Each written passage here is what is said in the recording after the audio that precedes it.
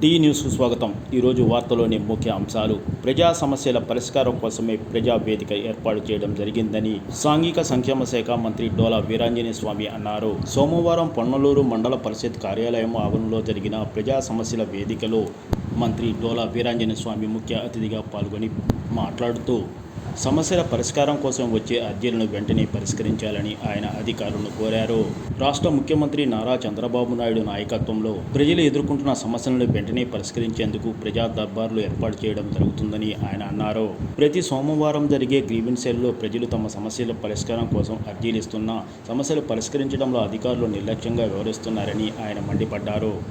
రైతులు భూ సమస్యలతో వివాదాల్లో నెలకొంటున్నాయని, ఈ సమస్యల పరిష్కారం కోసమే ఈ కార్యక్రమం ఏర్పాటు చేయడం జరిగిందని మంత్రి అన్నారు.